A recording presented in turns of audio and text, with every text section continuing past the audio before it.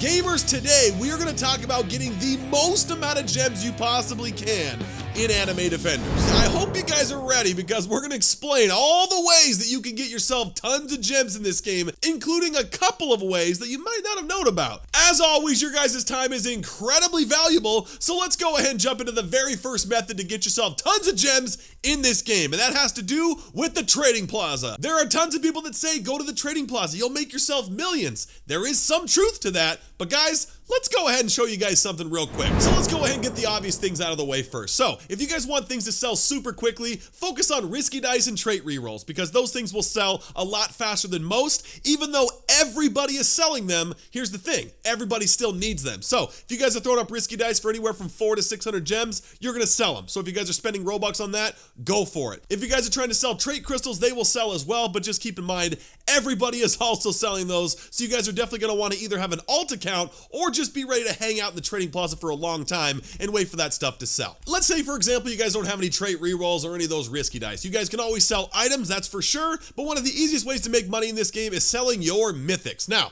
let's go ahead and take a look at one of the easiest mythics to sell, which is a Donut Warrior. And there are over 1 million of these bad boys that exist, and they sell for roughly between 7,000 and 8,000 gems. Here's the problem though, everybody. Because there are so many people selling that bad boy, and because the way the Trading Plaza is set up, you can't really compete with pricing for that because they have a set amount that unit needs to sell for. So if you're trying to make money super quickly, the lowest, oh wait, here, check this guy out. This guy's selling a Donut Warrior for 7,000 gems, and that's actually the lowest that you can sell it for. So if there are 50,000 people in the Trading Plaza selling this for 7,000 gems minimum, the chances of them coming to your plaza to buy yours is gonna be a lot less. So until they implement a way where you can actually go a little bit lower, obviously that's gonna mess with RAP quite a bit, but for that reason, it's gonna be a lot more difficult to sell your mythics unless you're willing to hang out in the Trading Plaza for a really long time.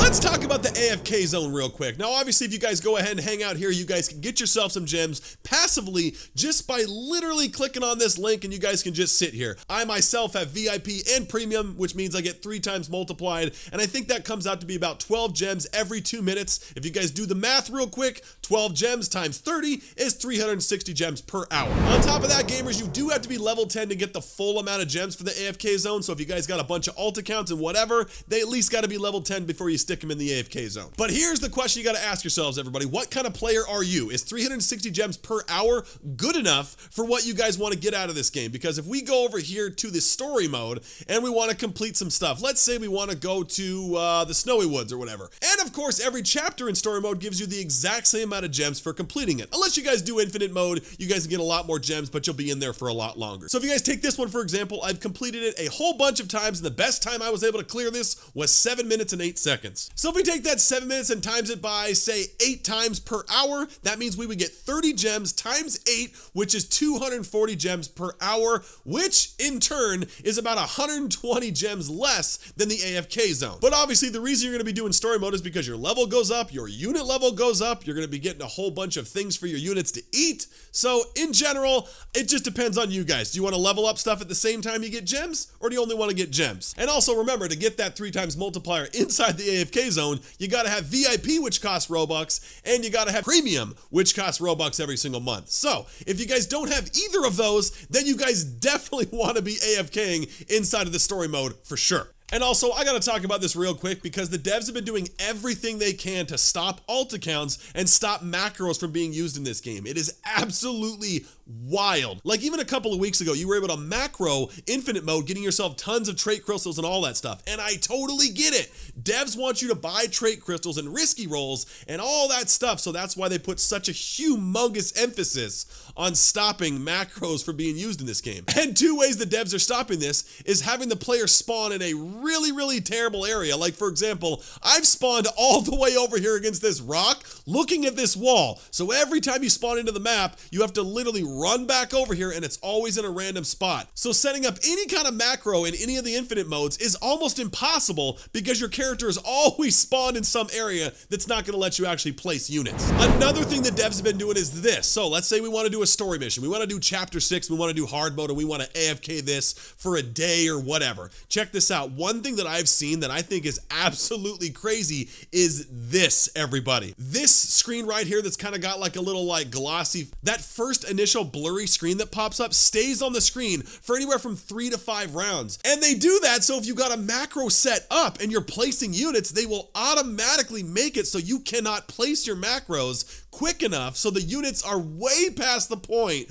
where your guys are actually going to hurt them, and making you obviously lose that round, which completely messes up your macro because now the play again is on a different spot than where your macro was initially set up. So that is another crazy way that the devs are trying to break using macros in this game. Another amazing way to get gems in this game is obviously just completing your daily quests, your weekly quests, your infinite quests. If you guys have VIP, make sure you're completing those, but do those every single day. You get things like 650 gems, 150, 100, 170, 150, tons of ways to get gems just for completing regular stuff in this game. But anyway, besides AFKing in the trading plaza and trying to sell your guys' units, the best way to make gems right now has got to be the Tower of Eternity mode. And Anime Defenders is doing everything they can to stop macros from being used inside of Tower of Eternity. But however, if you guys are going to attempt a macro in this, you guys want to make sure you guys keep it to more bottom right of the screen, because the units obviously always spawn to the same exact spot. And you guys are going to always make sure you're checking it every hour to 2, because that capture thing is going to pop up, ruining your entire run. So there is a bummer there. But with that said, you still can make a ton of gems and get yourself trait crystals and rerolls inside this. You just got to basically play it manually. Every single run, you're getting over 100 per run. You're getting yourself trait crystals and rerolls after like round 30 or 40 or something like that. And all around, it just gets pretty decent. But the normal everyday player should have a decent time going through Tower of Eternity because it is sort of free to play. You don't have to have insane crazy units until you get up to like, you know, wave 100 or something like that. So a very good place where you guys can get yourself a whole bunch of gems. And if you guys like this video, click this video right here because YouTube says you're gonna like it. Go ahead, click it. Just do it. Click it right here. I promise it'll help you out.